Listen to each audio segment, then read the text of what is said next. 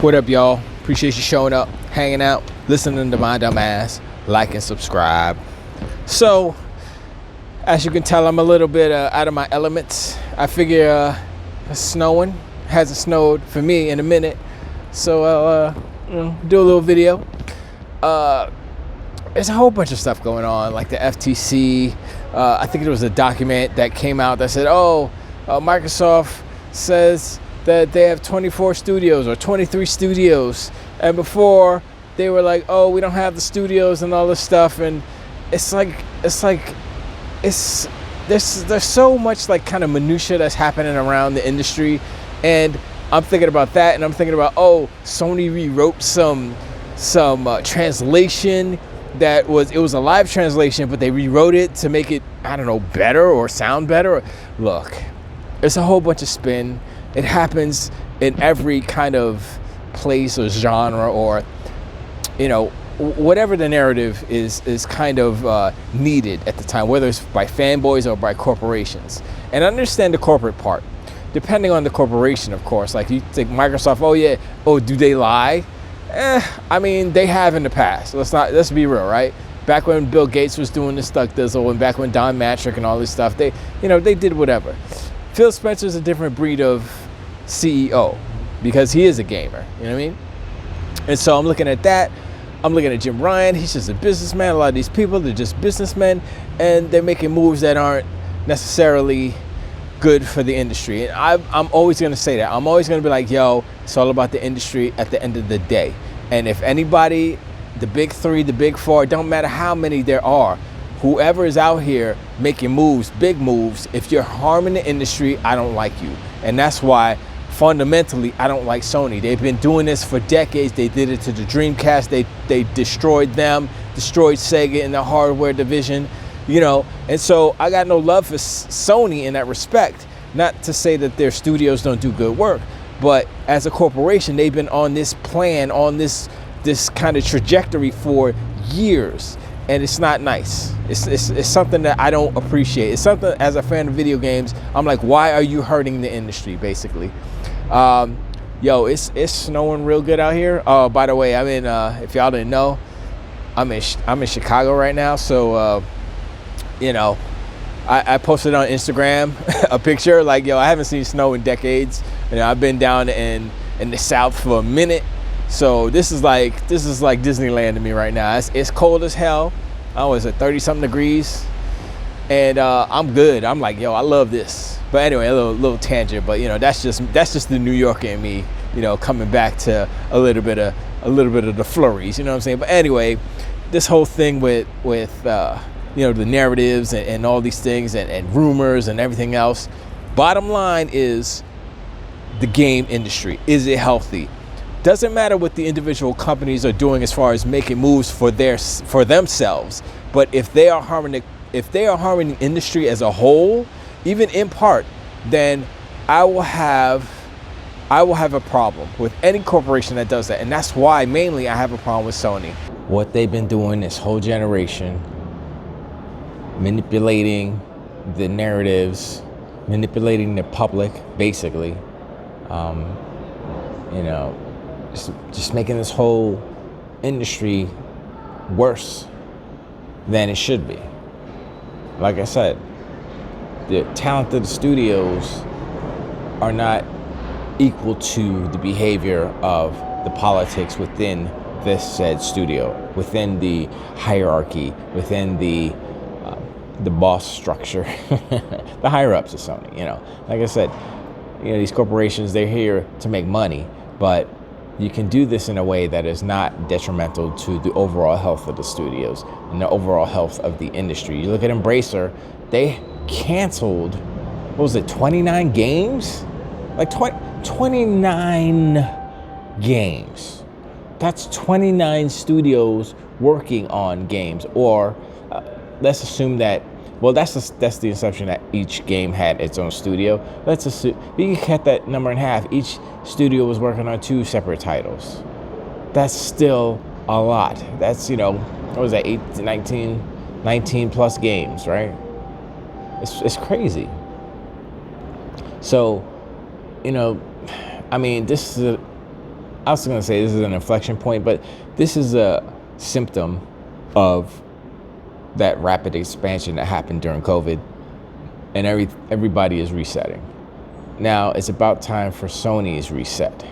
Sony's ball to drop. We haven't heard of the layoffs yet, but it's coming because they gave us the bad news of, oh, we've fallen short on our trajectory as far as sales go. We're not going to sell as many.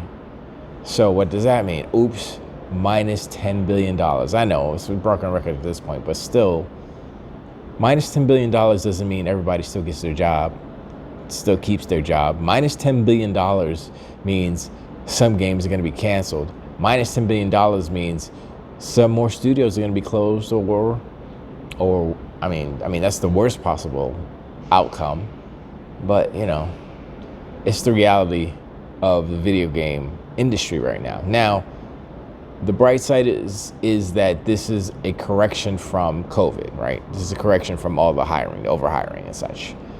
So, and I say it's the bright side because this isn't like a symptom of a bad industry happening. It's just that time, you know, that pandemic time was extraordinary. That's not something that happens every generation. As far as video games go, it has never happened in video games before. So this is unprecedented. So in that respect, I'm like, okay, I'm looking at the numbers. I'm like, Microsoft's putting up good numbers. Sony, not so much, but they can fix it, but they have to change. And that is the main thing that I don't think ponies and donkey unicorns are ready for, is the change in Sony. I've seen it happen. Ever since Sean Layden said this is unsustainable, that was the jump. That was when, actually, the jump was when they actually started making games like that. But when Sean Layden said it, it was over. It was over back then. And that's why they did everything that they have done since they fired Sean Layden has been to avoid that. Because deep down, they knew he was right. And he was 100,000% right. And so now the new Sony, what is this new Sony going to be?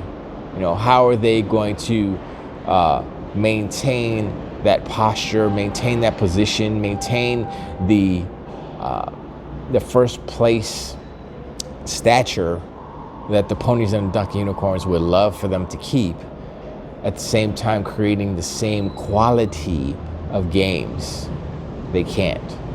The quality has to change, whether it be by length of game or, I mean, the budgets are definitely going to change, unless, of course, every Sony first-party game is a 2 and 3 part game, like Final Fantasy VII Rebirth, remake, whatever. And if they follow that, then is that a Sony that you would like to, like the next God of War, whatever, Egypt's Calling, whatever it's called, right? 2 parts, 3 parts. Each part, you know what? Sony's greedy, so I'm like, each part's $50. No. They're doing that as a test. They're gonna be like, all right, well, if we make it like 15 hours, we could charge $60, right? We could charge $70. They're gonna do that. They're gonna charge you full price eventually for half a game. Oh, this is part 1. Oh, this is part 2. Just like their movies, like Spider-Man Into the Spider-Verse, even though it was long. It was I think it was like around 2 hours or so. Maybe it might have been a little bit longer than 2 hours. It was a good beefy movie, but it wasn't the whole movie. It was just part 1. And so they charged you full price money for half of a product, part 1. Some other movies are doing this too. And this is I don't want to say this is a new business model because they've had sequels before and stuff. But I think Back to the Future might have been one of the earlier examples of them creating basically one story. Back to the Future 2 and 3 were filmed at the same time, by the way. And they cut it in half, and 2 movies. You get 2 box office sellers for the price of one big movie. And so that's the Sony way.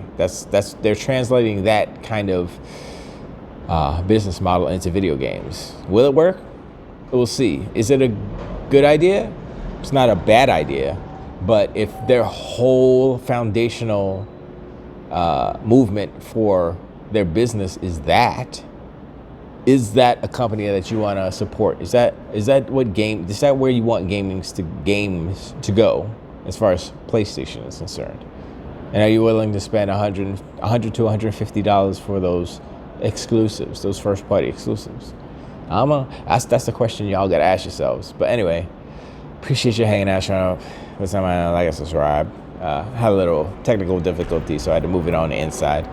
It's not snowing anymore, but there's still snow on the ground. I love it. Anyway, let me know in the comments below what y'all think about Sony's new movement, new business strategy, and how they have been behaving for the past, let's just say, the inception of the PlayStation. You know, looking at what they've done, you know, good and bad, mainly bad, because that's what we're focused on, is the health of the industry. And have they been detrimental, or have they been fundamentally, not fundamental, but have they been good for the industry, in your opinion? And remember, you have to, when I ask that question, it's not just about, oh, they make a game that I like and that's it. It's not that. It's them charging devs for crossplay. It's them increasing prices on everything. It's a lot of different things that affect the industry, and the price increase was one of them. They helped support that movement, and it wasn't a good look, but you know, it happened. So, but anyway, I appreciate y'all. And I catch y'all on the next one. Till the wait.